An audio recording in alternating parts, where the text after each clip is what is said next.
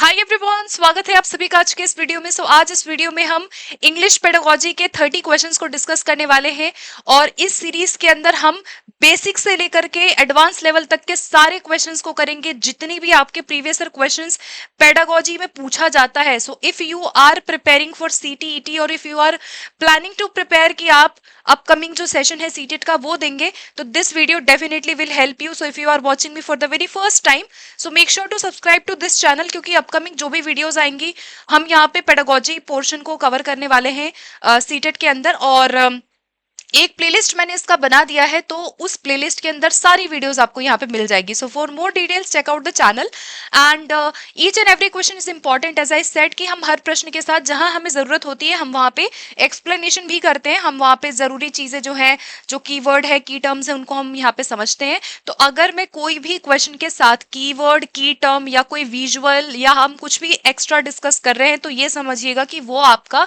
Exam के point of view से जरूरी है। तो यहाँ पर सबसे इंपॉर्टेंट चीज होती है जब आप पेडागोजिकल क्वेश्चन करते हैं कि आप जब ऑप्शंस को एनालिसिस करते हो उसके साथ आप 10 चीजें करते हो, तो चीजें आपको याद रहेंगी और क्वेश्चन आपका कभी भी कोई भी ऐसा छूटेगा नहीं। ठीक है, सारे क्वेश्चन आप करेक्ट ही करोगे। तो चलिए अब इसी के साथ आज की शुरुआत करते हैं आज के सेशन की फर्स्ट क्वेश्चन के साथ। पहला प्रश्न है, language classroom often focuses on group and pair work. भाषा की कक्षा में ग्रुप और पेयर वर्क पे काफी बार आप देखेंगे कि फोकस किया जाता है। This also helps in developing important value associated an inclusive classroom. जब भी हम इंक्लूसिव क्लासरूम की बात करते हैं ना कहीं हम ग्रुप वर्क, पेयर वर्क कराते हैं। तो इनमें से कौन सा कौशल है जो यहाँ पे इंक्लूसिव क्लासरूम के अंतर्गत विकसित होगा? राइट, क्वेश्चन में पूछा जा रहा है कि इंक्लूसिव क्लासरूम के अंतर्गत अगर हम भाषा को पेयर वर्क और ग्रुप वर्क में सिखा रहे हैं, तो यहाँ पे क्या विकसित होगा? सिंपैथी है, कॉम्पिटिशन है, कोलैबोरेशन है, एनवी है। तो यहाँ पे ईर्ष्या तो होगा नहीं कि ईर्ष्या विकसित कर देंगे बच्चों में। सिंपैथी भी बहुत अच्छा नहीं है जहाँ पे हम किसी को बोल रहे हैं कि अरे ओहो बेचारा, ऐसा हो गया वैसा हो गया, होता है ना, सिंपैथी देते हैं हम किसी को, तो बहुत अच्छा भी नहीं है किसी को बहुत ज्यादा सांत्वना देना भी। ठीक है, तो कोलैबोरेशन यहाँ पे सबसे बेस्ट ऑप्शन है। कोलैबोरेशन आपका कंस्ट्रक्टिविस्ट पेडागोजी से आया है, कंस्ट्रक्टिविज्म की बात करता है, जहाँ पे जब भी आपको कोलैबोरेशन वर्ड आएगा तो आप याद रखिएगा कि यहाँ पे ग्रुप वर्क किया जाता है और पेयर में बच्चों, जैसे दो दो के पेयर में बच्चों को यहाँ पे एक्टिविटीज करवाई जाती है। ठीक है, अगला प्रश्न कहता है, one day you bring some objects to the class. आप एक दिन क्या किए, कुछ ऑब्जेक्ट्स क्लास में लेकर के आ गए। फिर उन बच्चों को आपने बोला, ask the children to name them. बच्चों को उसका नाम बताने के लिए कहा। बच्चों ने आपको नाम बताया और आपने क्या किया? You write their responses on the blackboard and tell them that all these names are used for some objects which are called noun. अब इस क्वेश्चन में क्या कहा जा रहा है कि मैं नाउन कॉन्सेप्ट को मुझे पढ़ाना था, मैं क्लास में गई, कुछ ऑब्जेक्ट्स लेके चली गई। यानी ऑब्जेक्ट्स जो है ये क्या है? यहाँ पे रीलिया है। राइट, तो रियल ऑब्जेक्ट जो होता है इसको क्या कहा जाता है? इंग्लिश में रीलिया कहा जाता है। जब आप रियल ऑब्जेक्ट को लेकर के जाते हो, बच्चों ने नाम बताया एंड देन आपने उनको क्या बताया कि ये जितने भी ऑब्जेक्ट्स हैं ये सब आपके नाउन होते हैं। तो यहाँ पर आपने कौन सा मेथड यूज किया है? इंडक्टिव मेथड यूज किया है। इंडक्टिव मेथड में क्या होता है कि आप क्या करते हैं, रूल बताने से पहले बच्चों के सामने बहुत सारे ढेर सारे एग्जाम्पल्स को प्रस्तुत करते हैं। तो आपके सामने एग्जाम्पल होता है, देन बच्चे उसको क्या करते हैं? ऑब्जर्व करते हैं एंड देन ऑब्जर्व करने के बाद बच्चे एनालिसिस करेंगे, कई बार विश्लेषण करते हैं उस चीज का, एंड देन बच्चे रूल पे जाते हैं या किसी भी कॉन्सेप्ट पे जाते हैं या फिर वो किसी भी जनरलाइजेशन पे जाते हैं। ठीक है, तो जनरलाइजेशन जो है वो यहाँ पे आपका लास्ट स्टेप होता है इंडक्टिव मेथड का। तो आगमन विधि यहाँ पे टीचर ने यूज किया है। उदाहरण से, अगर आपका उदाहरण से नियम पूछेगा तो आगमन हो जाएगा। अगर यहाँ पे आपका पर्टिकुलर से जनरल पूछेगा या स्पेसिफिक से जनरल पूछेगा तो आंसर क्या बनेगा आपका? आगमन, यानी इंडक्टिव मेथड बनेगा।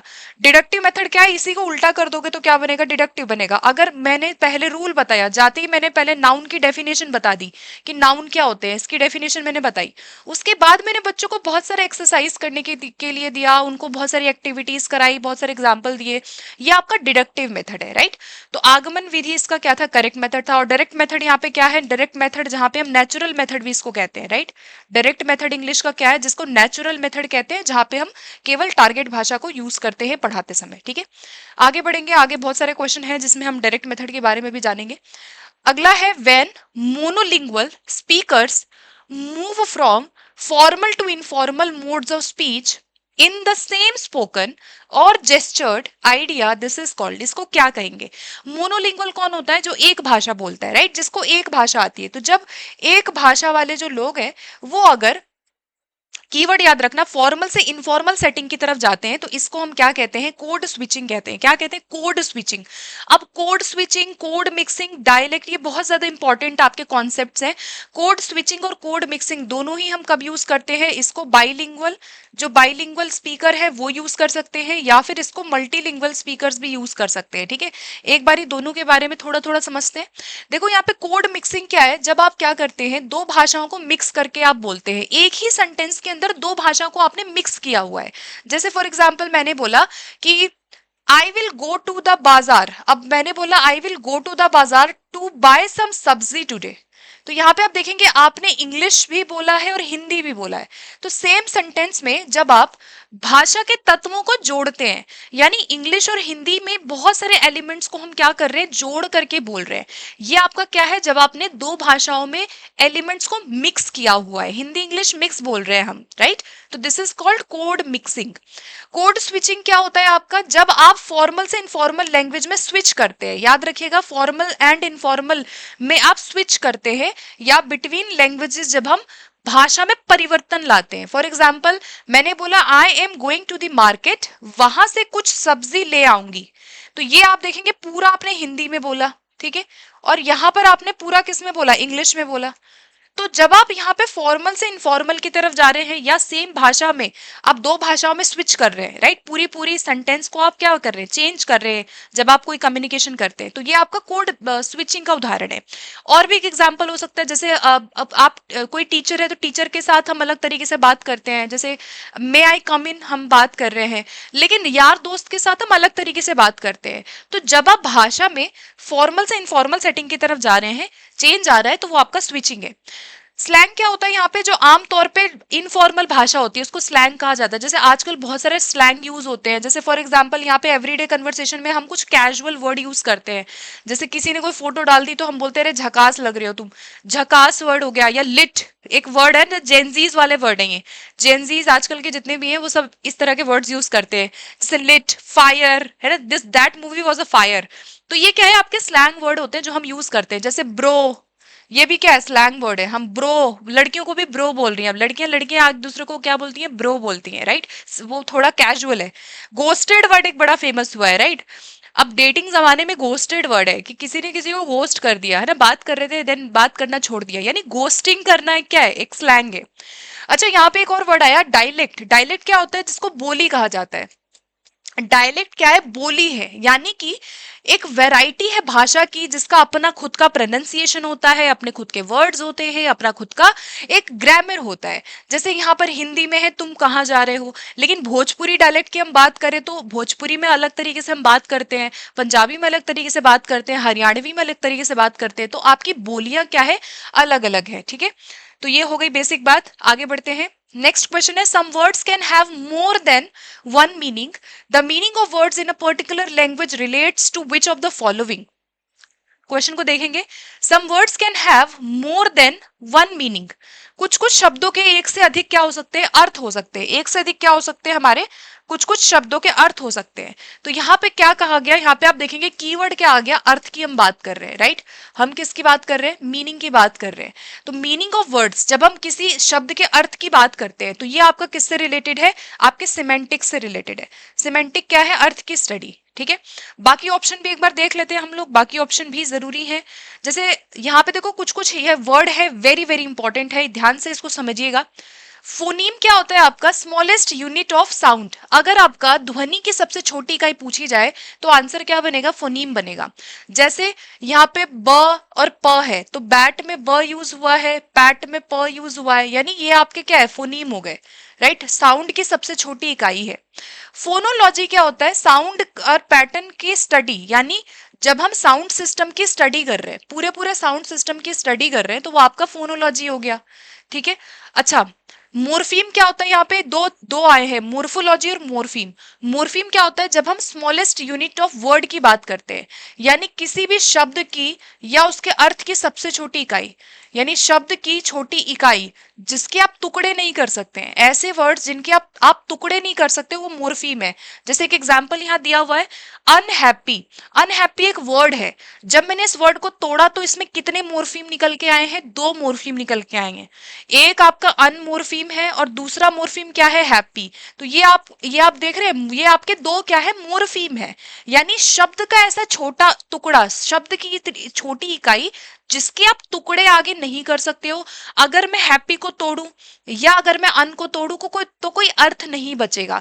यानी ऐसे वर्ड, ऐसा यूनिट वर्ड का जिसके टुकड़े आप आगे further you can't break it, right. जो आपका मीनिंगफुल वर्ड है, सबसे छोटी इकाई है शब्द की जिसको टुकड़े नहीं कर सकते, वो आपका क्या है, मोर्फीम है, ठीक। तो मोर्फीम बात करता है वर्ड की सबसे छोटी इकाई। अच्छा, मोर्फोलॉजी क्या है, वर्ड फॉर्मेशन की overall study, how words combine, शब्द कैसे बनते हैं, इसकी स्टडी क्या है, मोर्फोलॉजी है। जैसे यहाँ पे है टीचर कैसे बना है, तो टीच में ई आर जुड़ गया तो टीचर बन गया। जब हम इस तरह से वर्ड की स्टडी कर रहे हैं कि हाउ वर्ड्स मेड, कैसे बने वो, तो इसको हम मोर्फोलॉजी कहते हैं, ठीक है। फिर आपका सिंटेक्स क्या है, जब हम सेंटेंस की स्टडी करते हैं, how sentence is made, how a sentence is made. जैसे she is reading a book, ये क्या है, जब हम यहाँ पे subject plus verb plus object की बात कर रहे हैं, यानी जब आप किसी भी सेंटेंस के स्ट्रक्चर की स्टडी करते हैं, रूल्स की स्टडी कर रहे हैं, तो वो आपका क्या होता है, सिंटेक्स होता है। जिसको हिंदी में क्या कहा जाता है कि वाक्य का विन्यास क्या है, वाक्य कैसे बने, राइट, वाक्य कैसे बने।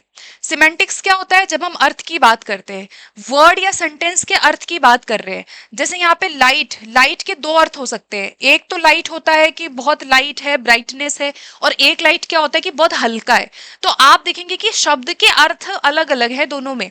तो यहाँ पे जब हम शब्द की स्टडी, अर्थ की स्टडी कर रहे हैं, तो उसको क्या कहते हैं, सिमेंटिक्स कहते हैं। प्रैग्मेटिक्स क्या है, जब हम कॉन्टेक्स्ट यानी संदर्भ में भाषा का यूज कर रहे हैं, हम किस में यूज कर रहे हैं, संदर्भ में भाषा को यूज कर रहे हैं, मीनिंग की बात कर रहे हैं। जब हम यहाँ पे भाषा को यूज करते हैं, अलग अलग कॉन्टेक्स्ट में भाषा को यूज कैसे किया जा रहा है, जब हम उपयोग की बात करते हैं, तो आंसर क्या बनेगा, प्रैग्मेटिक्स बनेगा, ठीक है। तो ये सारे वर्ड्स बहुत इंपॉर्टेंट थे। I hope now this is clear. नहीं होता है तो कमेंट में जरूर बताना आफ्टर दिस वीडियो। अगला देखेंगे, the purpose of remedial teaching. Remedial teaching का पर्पस क्या होता है, तो यहाँ पे है नए भाषा आइटम को इंट्रोड्यूस करना, दोबारा पढ़ाना, टीच अगेन, जो teach again the language items not properly learned, test recently taught item, या फिर teach again the language items already learned. बताइए, रेमिडियल टीचिंग क्या होता है, जब आप रेमिडी कर रहे हो, जब आप सुधार कर रहे हो किसी चीज का, यानी कि आपने डायग्नोस कर दिया, अब रेमेडी क्या करते हैं कि वो चीजें पढ़ाना जो बच्चों को सही से याद नहीं हुई है, या जो उन्होंने सही से लर्न नहीं की, जो उन्होंने सीखी नहीं है, राइट। तो रेमेडियल टीचिंग का सिंपली मतलब क्या होता है, रेक्टिफाई करना। एक वर्ड आता है रेक्टिफाई। रेक्टिफाई मतलब कि समाधान करना, किसी चीज का समाधान करना, बच्चों की प्रॉब्लम का सॉल्यूशन आप निकालते हैं और आप वही चीज पढ़ाते हैं, रीटीच करते हैं जो बच्चों ने अच्छे से नहीं सीखी है, यही आपका रेमेडियल टीचिंग है, ठीक है। सो इसका B option will be right. Next question है कि Skinner opened that children would repeat sounds if they were followed by a pleasurable response, so this viewpoint has the foundation in। जो Skinner है वो कहते हैं कि जब बच्चों को, यहाँ पर स्किनर की थ्योरी आपने पढ़ी होगी, उन्होंने कहा कि जब बच्चों को किसी भी साउंड को रिपीट करने के लिए कहा जाता है, तो उनका जो रिस्पॉन्स है वो प्लेजरेबल होना चाहिए, यानी कि जिस तरह का रीइंफोर्समेंट है वो उस तरीके से काम को और करते हैं। हैबिट फॉर्मेशन की बात ही कर रहे हैं। तो ये आपका कौन सा थ्योरी है, ऑपरेंट कंडीशनिंग, यानी क्रिया प्रसूत अनुबंधन स्किनर का थ्योरी है, जिसपे आधारित ये है। बिहेवियरिज्म माने जाते हैं व्यवहारवाद, हैबिट फॉर्मेशन, रिपीटिशन। अच्छा, एक वर्ड आपका पूछा जाता है कि स्किनर की थ्योरी में कौन कौन से शब्दों की बात की गई है, या जब हम बिहेवियरिज्म के अकॉर्डिंग भाषा को सिखाने की बात करते हैं ना, तो देयर आर सम वर्ड्स कि अगर हम स्किनर की बात बात कर रहे हैं तो ये आपका पहली बात व्यवहारवाद में आते हैं। तो बिहेवियरिज्म की बात हम कर रहे हैं ना, व्यवहारवाद है। और क्या है, रिपीट करना, किसी भी चीज को रिपीट करके सिखाएंगे। और क्या हो सकता है, ड्रिल से सिखाएंगे। और क्या हो सकता है, अभ्यास करके सिखाएंगे, ड्रिल से सिखाएंगे। हैबिट को फॉर्म करने पे फोकस किया जाता है, बहुत ज्यादा हैबिट को फॉर्म करने पे। और इमिटेशन से बच्चे सीखते हैं, है ना, नकल करते हुए बच्चे यहाँ पे सीखेंगे। नेटिविस्ट थ्योरी कौन माने जाते हैं, नॉम चॉमस्की। तो नेटिविस्ट थ्योरी में याद रखना कौन है, नॉम चॉमस्की है। नॉम चॉमस्की का जो एलएडी है, लैंग्वेज एक्विजिशन डिवाइस है, ये आपका नेटिविस्ट है। ऑब्जर्वेशनल लर्निंग में कौन माने जाते हैं, बैंडूरा, सोशल लर्निंग थ्योरी। ठीक है, तो बैंडूरा का नाम आता है ऑब्जर्वेशनल सोशल लर्निंग थ्योरी में। और language acquisition device was given by Chomsky. ठीक है, सो ये हो गई बेसिक बात। अगला है, based on your observation to develop a particular skill you decide to use the direct method in your class. Which skill will you use in this method. अब मुझे पढ़ाना था, मैंने अपनी क्लास को पढ़ाने के लिए कौन सा मेथड यूज किया है, डायरेक्ट मेथड यूज किया है, यानी मैंने नेचुरल मेथड को यूज किया है। ठीक है, मैं कोई पर्टिकुलर स्किल को डेवलप करना चाहती हूँ और उसके लिए मैंने डायरेक्ट मेथड को यूज किया है। तो ये कौन से स्किल पे फोकस करेगा, हमारी स्पीकिंग स्किल्स पे सबसे ज्यादा फोकस करेगा। तो direct method focuses on the speaking skills. ठीक है, अब डायरेक्ट मेथड में कुछ कुछ कीवर्ड है, कुछ कुछ की पॉइंट है, फटाफट से देखेंगे कि करके। पहला देखो, यहाँ पे प्राइमरी फोकस स्पीकिंग और लिसनिंग पे किया जाता है। हमेशा डायरेक्ट मेथड का प्राइमरी फोकस किस पे होता है, हमारे ओरल स्किल्स पे होता है। ठीक, दूसरा पॉइंट क्या है कि यहाँ पर टारगेट भाषा को सिखाया जाता है, यानी लक्ष्य भाषा को सिखाने पे फोकस किया जाता है। जो भाषा आप उनको सिखाना चाहते हैं उसी भाषा में ही सारा पढ़ाएंगे, मदर टंग यूज नहीं होती। कौन सा मेथड है जहां मदर टंग यूज नहीं होती, डायरेक्ट मेथड। डायरेक्ट मेथड में there will be no use, mother tongue का कोई उपयोग नहीं है, टारगेट भाषा यूज होती है।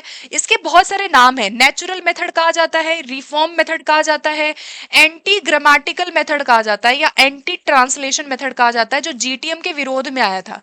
जीटीएम मेथड के अगर विरोध में पूछा जाए कि कौन सा मेथड आया था, कौन सा इसके अगेंस्ट आया था, तो जीटीएम मेथड जो है, जीटीएम मेथड के विरोध में डायरेक्ट मेथड आया। ठीक है, ट्रांसलेशन नहीं होता है, डायरेक्ट एसोसिएशन होता है, यानी किसी भी वर्ड को सिखाने के लिए यहाँ पे किसी भी ऑब्जेक्ट या किसी भी वस्तु आइडिया का यूज किया जाता है। यानी यहाँ पे हम क्या करते हैं, वर्ड्स को सिखाने के लिए ऑब्जेक्ट्स को यूज करते हैं।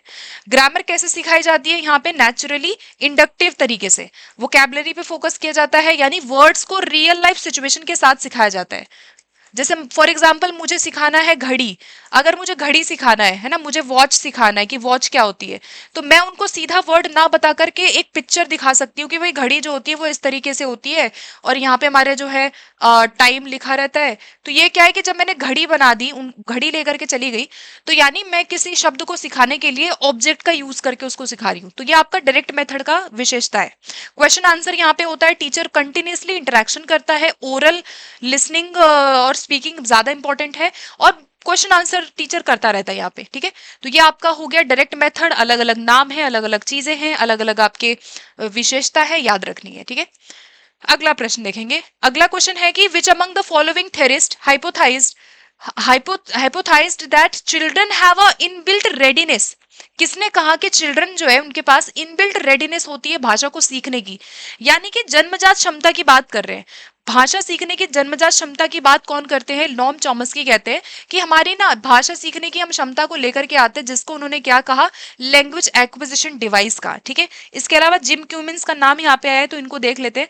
नॉम चॉमस्की नेटिविस्ट थ्योरी माने जाते हैं। इन्होंने कहा कि भाषा सीखने की क्या है, जन्मजात क्षमता है। यूनिवर्सल ग्रामर कॉन्सेप्ट इन्होंने दिया, इन्होंने कहा कि भाषा इनेट होती है। और यूनिवर्सल ग्रामर मतलब इन्होंने इसमें यह कहा कि हम क्या करते हैं, एलएडी की मदद से ग्रामर के जितने भी रूल्स होते हैं ना उसको हम जनरेट करते हैं। राइट, इन्होंने कहा कि हम भाषा के रूल को क्या करते हैं, जनरेट करते हैं, उसको डिस्कवर खुद करते हैं।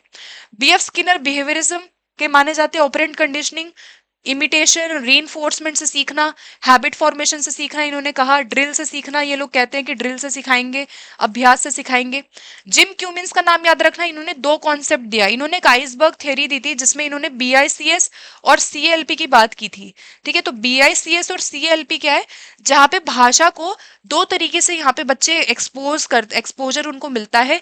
एक आपका है बीआईसीएस। एक क्वेश्चन आता है बीआईसीएस का यूज कहाँ किया जाता है, तो जितना भी सोशल सेटिंग है यानी कि बेसिक इंटरपर्सनल कम्युनिकेटिव स्किल जो है वो आपका बीआईसीएस होता है। बीआईसीएस बेसिकली जब हम भाषा के यूज की बात कर रहे हैं, राइट, बच्चे क्या करते हैं, इंटरैक्ट करते हैं यहाँ पे। तो बच्चे इंटरैक्शन से सीख रहे हैं, बच्चे यहाँ पे कन्वर्सेशन से अगर सीख रहे हैं, डेली भाषा, डेली यूज हो रहा है भाषा का, तो वहां पे बीआईसीएस हो जाएगा। सीएलपी का मतलब क्या है, जिसकी फुल फॉर्म होती है कॉग्निटिव एकेडमिक लैंग्वेज प्रोफिशिएंसी। यहाँ पे भाषा में सब्जेक्ट्स को ज्यादा सिखाया जाता है, एब्स्ट्रैक्ट, बच्चा यहाँ पे ज्यादातर एब्स्ट्रैक्ट चीजें सीखता है ना। तो स्टार्टिंग में आप देखोगे जब भी हम भाषा सीखते हैं ना, तो पहले सोशली ज्यादा सीखते हैं, यूज करते हैं, इंटरेक्ट करते हैं, तो वो आपका बीआईसीएस है। भाषा का एवरीडे यूज हो रहा है, इंटरेक्शन हो रहा है, कम्युनिकेशन हो रहा है।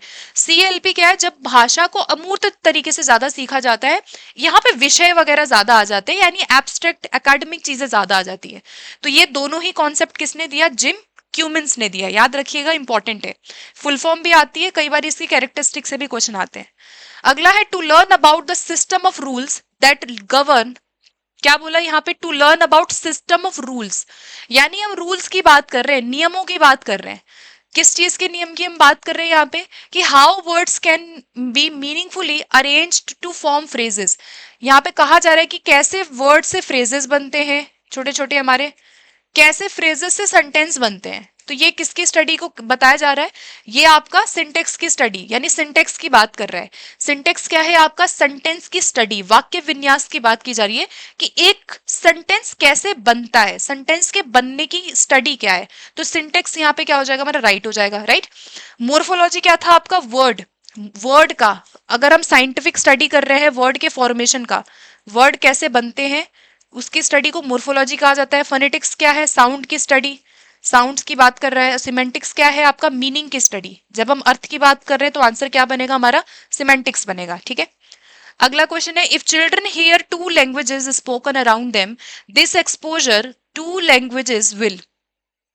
अगर बच्चे दो भाषाओं को यहाँ पे यूज कर पा रहे हैं, तो यानी कि यहाँ पे बच्चे क्या है, एडवांटेज में है, बिकॉज अगर they are using two languages, तो ये क्या है, पॉजिटिव है, ये आपका एडवांटेज है ना, और ये अच्छा माना जाएगा। अगला है, input is defined as the dash a learner hears and responds to for its meaning. ये यहाँ पे जो इनपुट है, इनपुट का मतलब पूछा गया, इनपुट का मतलब क्या आता है, इनपुट का मतलब है कोई भाषा, कम्युनिकेशन है, कन्वर्सेशन है, या रूल्स है। ये आपका क्वेश्चन कहां से आया है, स्टीफन क्रैशन का। आपने हाइपोथेसिस थ्योरी जरूर पढ़ा होगा, स्टीफन क्रैशन का 5 हाइपोथेसिस, जहां पे उन्होंने कॉम्प्रिहेंसिबल इनपुट की बात की है, इनपुट हाइपोथेसिस की बात की है, वही क्वेश्चन है और बहुत इंपॉर्टेंट है। आंसर बनेगा यहाँ पे लैंग्वेज। यहाँ पे इनपुट को क्या बोला गया है, इनपुट को भाषा के रूप में बताया गया। इनपुट का मतलब क्या होता है, वो भाषा जो बच्चा सीख रहा है, ठीक है। अब इसमें थोड़ा सा कॉम्प्रिहेंसिबल इनपुट को हम देखेंगे। देखिए, स्टीफन क्रैशन ने 5 हाइपोथेसिस दिया था, मैं यहाँ पे केवल एक यही वाला डिस्कस कर रही हूँ। इनका जो 5 हाइपोथेसिस था उसमें से एक क्या था, कॉम्प्रिहेंसिबल या इनपुट हाइपोथेसिस इसको कहा जाता है। इन्होंने I+1 का कॉन्सेप्ट दिया था, राइट। तो यहाँ पे पहला, इनपुट का मतलब क्या होता है, कोई भी भाषा जो वो यूज कर रहा है या वो बोल रहा है, ठीक है। अब कॉम्प्रिहेंसिबल इनपुट क्या होता है, कि आप बच्चों को क्या करते हैं, जिस लेवल पे वो हैं उससे आप एक लेवल ऊपर उनको सिखाते हैं, ठीक है। इसी को I+1 कहा गया। फॉर्मूला क्या है, I+1। आई का मतलब क्या होता है, जो बच्चे का करंट लेवल है, जो करंट लेवल होता है बच्चों का, उसको आई कहा जाता है। जैसे ये बच्चा यहां पर है, करंट लेवल जो है इसका, ये क्या है, उसका आई है, ठीक है, ये क्या है, आई है। और +1 क्या होता है, कि मैं उनको जैसे सपोर्ट दूंगी, एक बच्चा इस लेवल पे है और मैं उसको क्या करूंगी, यहाँ पे सपोर्ट दूंगी, यहाँ पे +1 का सपोर्ट दूंगी, ताकि बच्चा यहाँ पे आ सके, ताकि बच्चा यहाँ पे पहुंच सके। तो ये जो +1 है ना, ये आपका, आप देखते हो, अबव लेवल पे देना चाहिए हमेशा। अबव लेवल पे उनको मैं एक ऊपर उठ करके हायर लेवल पे क्या दूंगी, उनको मैं सपोर्ट दूंगी। तो हायर लेवल या अबव लेवल पे जब हम बच्चों को सपोर्ट देते हैं, है ना, उनके 1 स्टेप बियॉन्ड सपोर्ट देते हैं, 1 स्टेप आगे सपोर्ट देते हैं, इसी को कॉम्प्रिहेंसिबल इनपुट कहा जाता है। कि आपको जो भी आता है, और अगर मैं आपको सपोर्ट दूं, अगर आप मेरे से कोई चीज सीख रहे हो आज, यानी आपका जो लेवल है, जो आपको नॉलेज है, +1 सपोर्ट जो मैंने दिया उससे आप उस लेवल पे जाओगे, राइट। तो ये आपका क्या है, हमेशा सपोर्ट कैसा देना चाहिए, क्रैशन ने कहा हमेशा हमें सपोर्ट जो है ना वो एक स्टेप अबव या एक स्टेप हायर लेवल पे देना चाहिए ताकि हम कुछ और अच्छा सीखे, है ना, लो लेवल पे नहीं होना चाहिए। अगला है your friend is asked to teach functional grammar, she comes to you for help, you teach her that functional grammar means teaching grammar। देखो पूछ रहा है कि फंक्शनल ग्रामर क्या होता है। फंक्शनल वर्ड कहां से आया, फंक्शन से आया है। फंक्शन का मतलब क्या होता है, जब आप बात करते हो भाषा के यूज की, राइट। फंक्शन का मतलब क्या होता है, जब आप भाषा को उपयोग कर रहे हैं, जब आप भाषा को यूज कर रहे हैं। तो जब भी हम उपयोग की बात करते हैं तो वहां पे आंसर क्या बनेगा, हमारा संदर्भ बनेगा। यानी भाषा के उपयोग की बात जब हम करते हैं, यानी आप भाषा को रियल सिचुएशन में कैसे सिखा रहे हैं। तो एक होता है आपका फॉर्मल ग्रामर, राइट। दो तरह की ग्रामर आपकी होती है। अगर मैं यहाँ पे बात करूं कि रूल्स को सिखा रहे हैं तो ये कौन सी ग्रामर है, आपकी फॉर्मल है, जिसको डेक्लेरेटिव भी कहा जाता है। तो ये आपकी फॉर्मल है। और कॉन्टेक्स्ट में सिखा रहे हैं तो इसको फंक्शनल कहा जाएगा, ठीक है, यानी रियल सिचुएशन में सिखा रहे हैं। अगला है रिकॉल टाइप का टेस्ट। कैसा टेस्ट होता है, रिकॉल मतलब आपको जहां पे क्या करना है, याद कर रहे हो, आप क्या कर रहे हो, किसी चीज को याद कर रहे हो। तो रिकॉल टाइप जितने भी टेस्ट होते हैं ये आपके मेमोरी से आधारित होते हैं। जैसे रिकॉल टाइप का उदाहरण क्या हो सकता है, जैसे फॉर एग्जाम्पल यहाँ पे आपको कोई चीज याद आ रहा है तो फॉर एग्जाम्पल यहाँ पे रिकॉल टाइप में आप कैसे कर सकते हो, जैसे फॉर एग्जाम्पल आप fill in the blank use कर रहे हो, ठीक है। तो फिलअप्स जो हमारे क्वेश्चंस होते हैं कि एक आपको यहाँ पे फिलअप भरना है, ये क्या है, रिकॉल टाइप का है। या फिर आप वन वर्ड आंसर कर रहे हो, है ना, वन वर्ड वाले जितने भी हमारे क्वेश्चंस होते हैं वो आपके रिकॉल टाइप के क्वेश्चन होते हैं, जहां आपकी मेमोरी काम आती है कि आपको कितनी चीजें याद है, ठीक है। तो रिकॉल टाइप के क्वेश्चन क्या है, मेमोरी से आधारित होते हैं। Children are motivated by activities. बच्चे कौन सी एक्टिविटीज से मोटिवेटेड होते हैं, जो मीनिंगफुल हो, राइट, मीनिंगफुल हो, या अगर यहाँ पे आपका वर्ड आ गया कि जो कॉन्टेक्सचुअल हो, राइट, जो संदर्भात्मक हो, मीनिंगफुल हो, वो सब बच्चों को मोटिवेट करता है। तो आंसर बना इसका 1। You want to identify the deficiencies. आप डेफिशिएंसीज को आइडेंटिफाई करना चाहते हैं, डिफिकल्टीज को आइडेंटिफाई करना चाहते हैं, कमियों को आप पता लगाना चाहते हैं।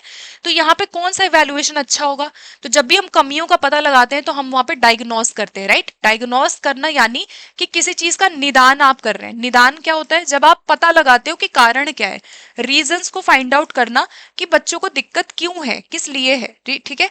अच्छा, यहाँ पे कुछ और टेस्ट के टाइप है, ये एक बार मैं बताऊंगी। I think I have added these, हाँ मैंने ऐड किया है। क्राइटेरियन रेफरेंट टेस्ट क्या होता है, क्राइटेरियन रेफरेंट जहां पे आप एक क्राइटेरिया के आधार पे आपका मूल्यांकन होता है। फॉर एग्जांपल आपका सीटेट का एग्जाम क्या है, एक तरह का क्राइटेरियन रेफरेंट टेस्ट है। सीटेट का एग्जाम जो है ये आपका क्राइटेरियन रेफरेंस टेस्ट है, जहां पे आपके सामने क्राइटेरिया है ना कि आप उस क्राइटेरिया पे खरे उतरेंगे कि नहीं उतरेंगे। अगर आप यूआर हैं तो आपको 90 चाहिए, है ना। अगर आप कैटेगरी से हैं, SC ST या OBC से है, तो आपको कितना चाहिए, वहां पे आपको 82 मार्क्स चाहिए। तो दिस इज योर क्राइटेरिया, है ना। आपका यहाँ पे आपकी तुलना और लोगों से नहीं हो रही है, राइट। यहाँ पे कोई रैंक नहीं है ना कि कौन फर्स्ट आया कौन सेकंड आया। अगर आप 90 ला रहे हो तो आप पास हो, आप अगर आप 82 ला रहे हो तो आप पास हो। यानी क्राइटेरियन रेफरेंस टेस्ट क्या है, जब आप एक किसी प्री डिफाइंड क्राइटेरिया के बेसिस पे आपका इवैल्यूएशन होता है, ठीक है। तो ये क्राइटेरियन हो गया। समेटिव आप सभी को पता है, यहाँ पे एक बार देख लेते हैं। डायग्नोस्टिक क्या है, जब आप कारणों को जान रहे हैं तो डायग्नोस कर रहे हैं, ठीक है। और फॉर्मेटिव क्या है, जब आप इंप्रूवमेंट ड्यूरिंग इंस्ट्रक्शन जब आप करते हैं। फॉर्मेटिव में हम यहाँ पे फीडबैक देने का काम करते हैं, राइट। फॉर्मेटिव क्या है, जो आपका ऑन गोइंग है, लगातार हम करते रहते हैं डेली बेसिस पे। समेटिव क्या है, जब आप ग्रेड देने के लिए करते हो, कोर्स खत्म होने के बाद किया जाता है, एट द एंड होता है ये, राइट। और जैसे ऑफ लर्निंग भी इसको हम कहते हैं। तो अगर आपका पूछा जाए कि असेसमेंट ऑफ लर्निंग कहाँ होता है, तो असेसमेंट ऑफ लर्निंग आपका क्या है, समेटिव है। और असेसमेंट फॉर लर्निंग पूछा जाए तो आपका आंसर क्या बनेगा, असेसमेंट फॉर लर्निंग आपका फॉर्मेटिव है। प्लेसमेंट क्या होता है, ये भी आपका फॉर लर्निंग फॉर्मेटिव का पार्ट है। It is a part of formative. Placement क्या होता है, बिफोर कोर्स स्टार्ट्स, उससे पहले आप बच्चों का एंट्रेंस ले रहे हो। फॉर एग्जाम्पल मैंने एक एंट्रेंस ले लिया, ये आपका प्लेसमेंट है। जैसे CUET का एग्जाम है, वो भी क्या है, प्लेसमेंट है। कोर्स स्टार्ट नहीं हुआ है लेकिन बच्चों का पहले नॉलेज चेक किया जाएगा कि उनको कितना आता है। तो जैसे कोई एंट्रेंस एग्जाम आप दे रहे हो, आप कोई टेस्ट दे रहे हो, एडमिशन का टेस्ट दे रहे हैं बच्चे बिफोर एडमिशन, ये आपका प्लेसमेंट इवैल्यूएशन है, ठीक है। तो सारे इवैल्यूएशन के बेसिक टाइप है। अगले पे आते हैं। As a teacher, you prefer to use audio visual aids and physical activities in your teaching. So you do this because you find that. क्यों हम करते हैं इसको? तो आंसर यहाँ पे क्या बना?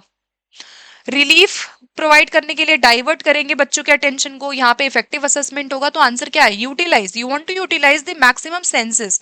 बच्चों की लर्निंग को इनहांस करने के लिए हम मैक्सिमम सेंसेस यूज करना चाहते हैं, जो सबसे पॉजिटिव है। अगला है you go through the students notebooks. आप बच्चों की नोटबुक में जाते हैं और उनको रिमार्क देते हैं। अगर मैं बच्चों की नोटबुक को देखूं और उनको मैं रिमार्क दे दूं हर बच्चे को, तो ये किसका एग्जाम्पल है? तो ये डेली रिमार्क है, ये इवैल्यूएशन है, अंडरस्टैंडिंग है, या नोटबुक चेकिंग है? तो ये आपका इवैल्यूएशन है। कई बार यहाँ पे फीडबैक भी आता है, याद रखना, दिस इज अ फीडबैक जो कि आपका इवैल्यूएशन में आता है। ये क्या है? आप क्या दे रहे हो? बेसिकली आपका मेजर गोल है कि आप यहाँ पे बच्चों को फीडबैक देना चाहते हैं, इसीलिए आप उनकी नोटबुक को चेक करते हैं, आप उनको रिमार्क देते हैं कि उनको आगे कैसे इंप्रूव करना है। तो ये आप फीडबैक दे रहे हो, और यहाँ फीडबैक नहीं है तो evaluation is also correct, because evaluation में आप फीडबैक भी देते हो कहीं ना कहीं। अगला प्रश्न है good speakers have the ability. अच्छे स्पीकर की एबिलिटी क्या होती है? पैराफ्रेजिंग होती है। पैराफ्रेजिंग क्या होता है? अपने शब्दों में बात को कहना।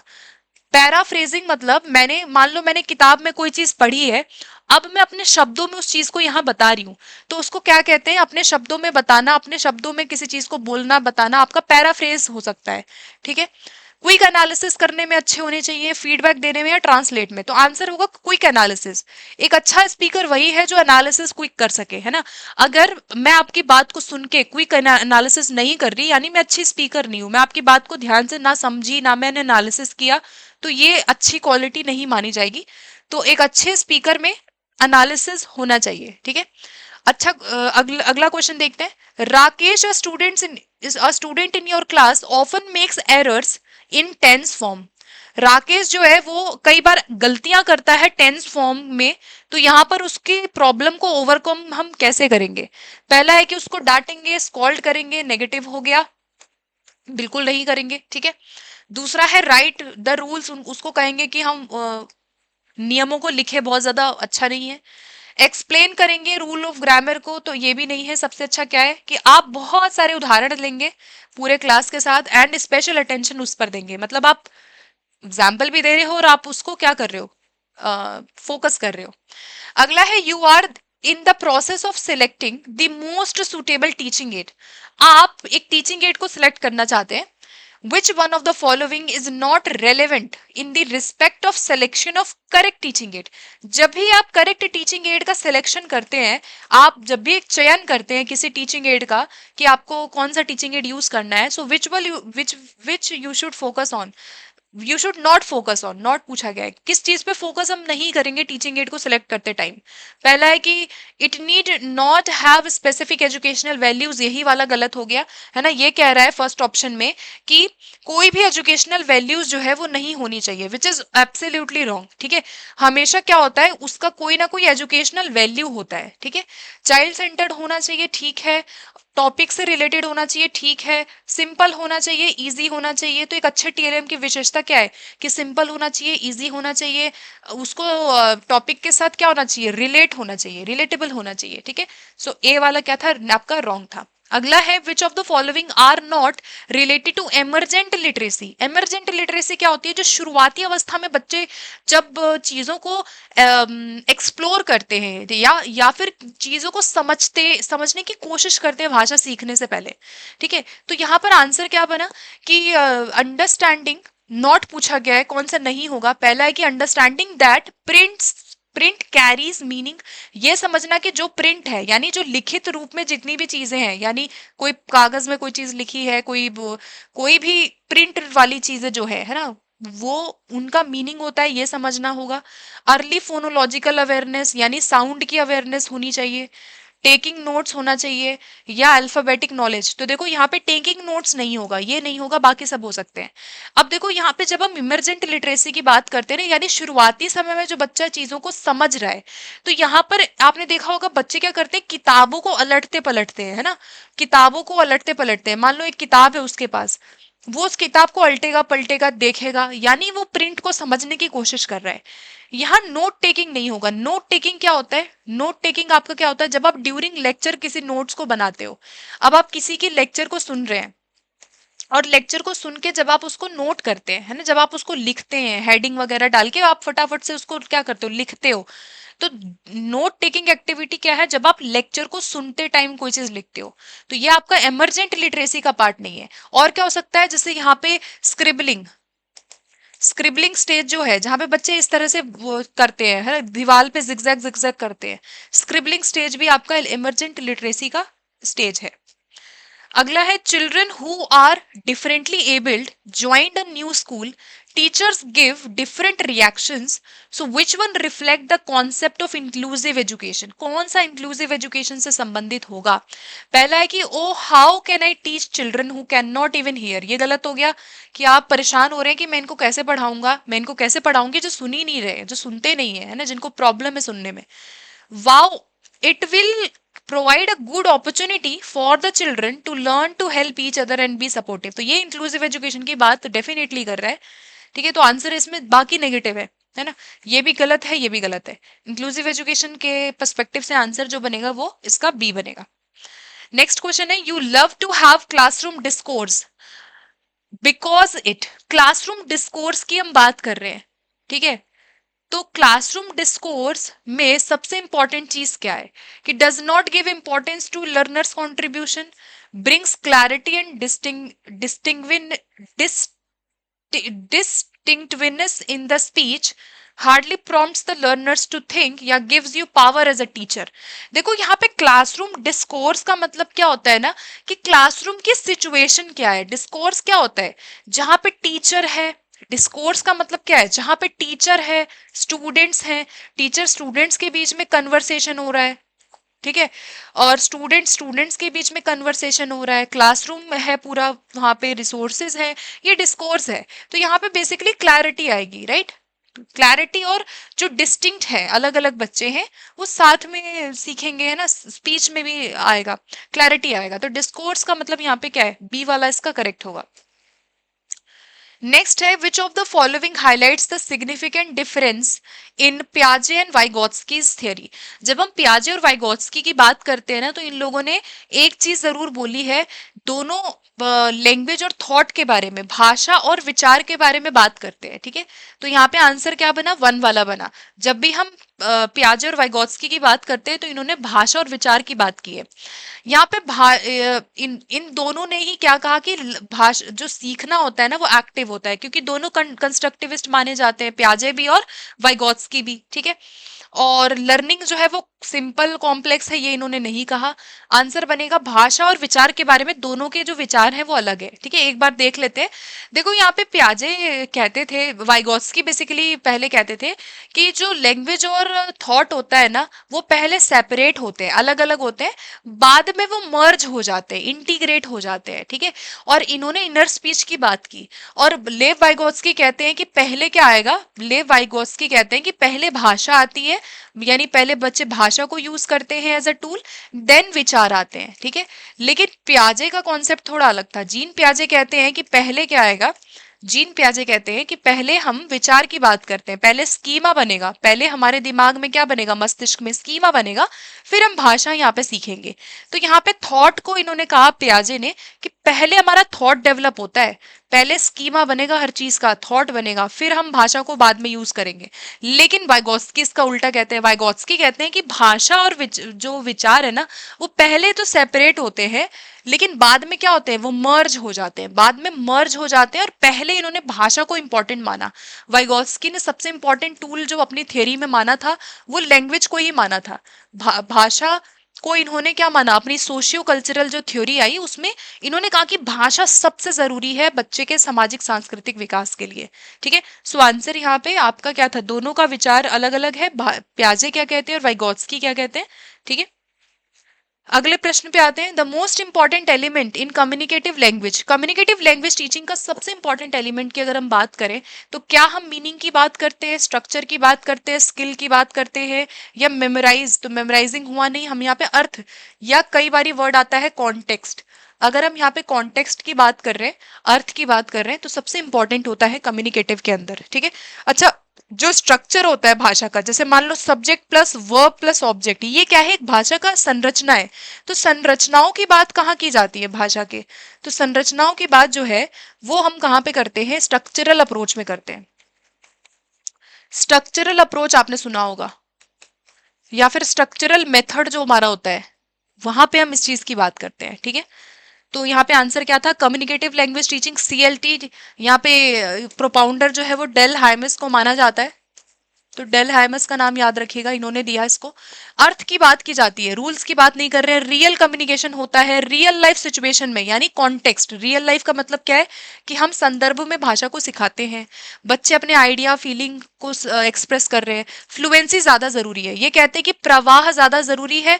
एक्यूरेसी यानी सटीकता की जरूरत हमें कम होती है, सटीकता की बात कम करते हैं। सटीकता मतलब सही सही चीज, बिल्कुल करेक्ट करेक्ट आप बोले। सटीकता बेसिकली ग्रामर में ज्यादा हम फोकस करते हैं, राइट। तो आपको पता है कि हम CLT में ग्रामर तो नहीं सिखाते, सबसे सिखाते सब है, लेकिन सबसे इंपॉर्टेंट भाषा का कम्युनिकेशन यहाँ होता है। ठीक है, तो इसीलिए fluency is more important than accuracy. Accuracy बाद में आएगी, पहले फ्लुएंसी। और क्या हो सकता है, भाषा का कौन सा एस्पेक्ट होता है यहाँ पे, फंक्शनल। कौन सा ग्रामर सिखाया जाता है यहाँ पे, ज्यादातर फंक्शनल ग्रामर को सिखाया जाता है। ठीक है, फंक्शनल हो गया, कॉन्टेक्स्ट हो गया, भाषा का यूज हो गया, और प्रैग्मेटिक ना, प्रैग्मेटिक्स पे ज्यादा फोकस है। प्रैग्मेटिक्स हमने देखा था भाषा के यूज की, जब हम बात कर रहे हैं कि how you are using a language in formal और informal settings, in both settings how you are using a language, this is your pragmatics. तो यहाँ पे CLT का इंपॉर्टेंट हो गया। ठीक है, बेसिक बात। आगे बढ़ेंगे, अगला है यहाँ पे, which speaker would be most likely to engage in code mixing. कौन सा स्पीकर इसमें से ऐसा है जो कोड मिक्सिंग में इंगेज होगा। अब कोड मिक्सिंग हमने क्या देखा था कि जब आप भाषा के एलिमेंट को जोड़ करके बात कर रहे हो विद इन अ सेंटेंस, जैसे अभी मैं जैसे बोल रही हूं, मैं कुछ वर्ड्स इंग्लिश के बोल रही हूँ, कुछ मैं हिंदी के बोल रही हूँ, तो ये मेरा कोड मिक्सिंग हो गया, है ना। जैसे एक एक आपने सुना होगा, हम बोलते हैं दिल मांगे मोर, है ना, एक आपने टैग लाइन सुना होगा, दिल मांगे मोर। तो अब आप देखोगे ये भी क्या है, कोड मिक्सिंग है ना। मोर क्या है, इंग्लिश वर्ड है, मोर इंग्लिश वर्ड है, और दिल मांगे हिंदी वर्ड है। तो कोड मिक्सिंग यहाँ पे कौन सा बच्चा होगा यहाँ पे, तो यहाँ पे बाइलिंगुअल जो चाइल्ड है वो ज्यादातर क्या करेगा, कोड मिक्सिंग एक्टिविटीज जितनी भी है इस तरह से वो यूज कर पाएगा अगर वो बाइलिंगुअल है, क्योंकि वो दो भाषाएं बोलता है ना। तो एक बाइलिंगुअल जो चाइल्ड है, दो भाषाएं बोलने वाला है, तो कोड मिक्सिंग ज्यादा करेगा। ठीक है, अगला क्वेश्चन देखेंगे, you observe that Mandakini a student of class 4 often makes mistakes while using tenses. वो क्या करती है, गलतियां करती है। तो आप इस प्रॉब्लम को ओवरकम करने के लिए क्या करेंगे, ठीक है। तो गलतियां कर रही है बहुत ज्यादा, तो हम क्या करेंगे, रियल लाइफ सिचुएशन, ये आ गया बड़ा अच्छा वर्ड, रियल लाइफ सिचुएशन में एग्जाम्पल देंगे वो ज्यादा से ज्यादा। यानी किस चीज की बात कर रहे हैं हम, कॉन्टेक्स्ट की बात कर रहे हैं, है ना। मीनिंगफुल तरीके से इसको सिखाएंगे, अर्थ की बात हम कर रहे हैं यहाँ पे। और फंक्शनल हो गया, ये सब आपके पॉजिटिव वर्ड्स है ना। फंक्शनल तरीके से उसको हम टेंसेस सिखाएंगे रियल लाइफ सिचुएशन को रिलेट करते हुए। A language teacher wants to conduct a problem solving method effectively in her class, तो she should।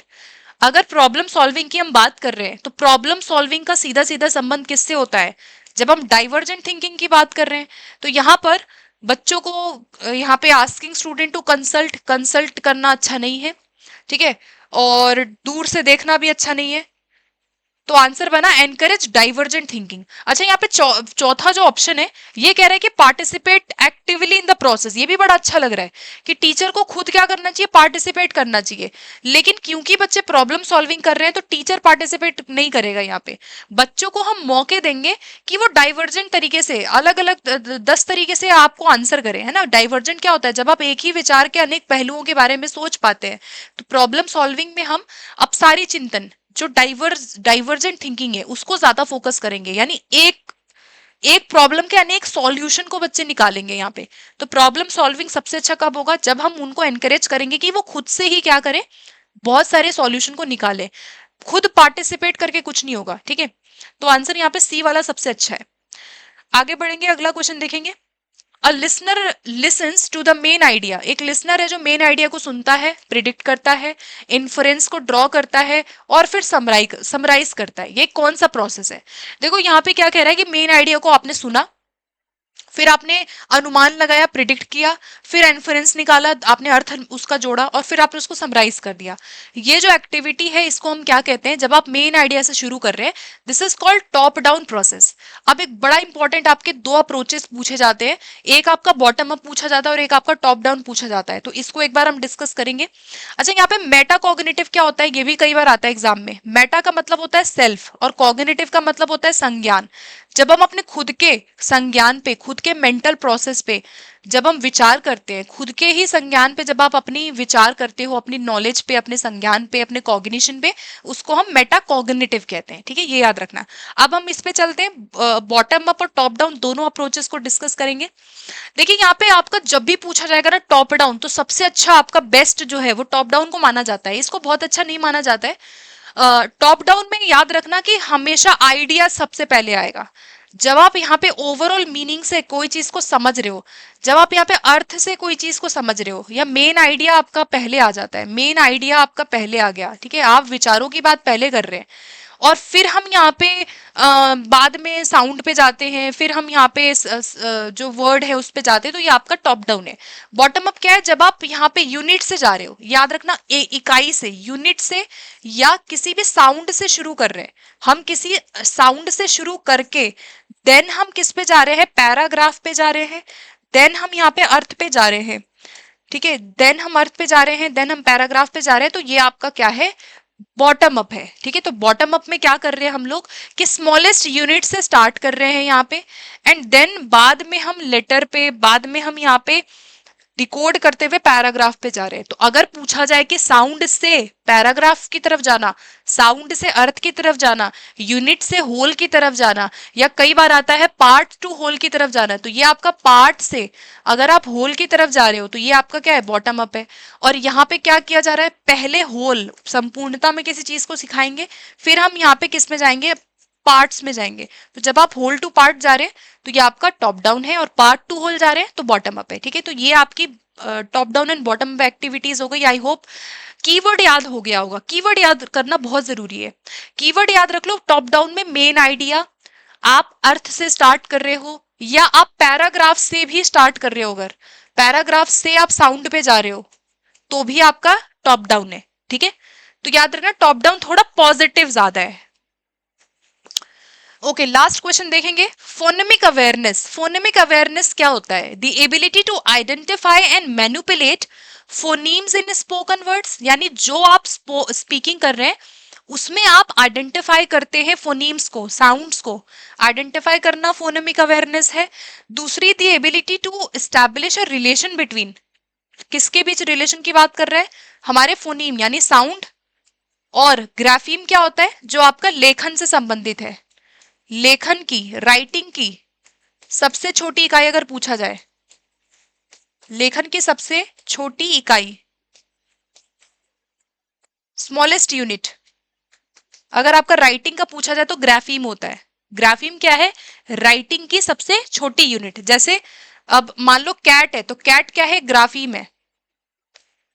कैट क्या है, ग्राफीम है। जहां पे के साउंड के लिए मैंने क्या यूज किया है, सी यूज किया है, तो दिस सी इज ग्राफीम, राइटिंग की सबसे छोटी इकाई।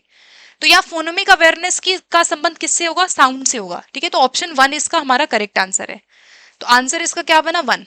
फोनेमिक अवेयरनेस मतलब जब आप कोई बात को बोलते हो तो कैसे आप साउंड को समझ रहे हो, सुन रहे हो ना, तो कैसे आप साउंड को क्या कर रहे हो, आइडेंटिफाई कर रहे हो, आप कैसे मैनिपुलेट कर रहे हो, हेर फेर कर रहे हो। मैनिपुलेट करना यानी उसमें अदल बदल करना, अदल बदल करके जब आप साउंड को यूज करते हो स्पीकिंग में, वही आपका फोनेमिक अवेयरनेस है।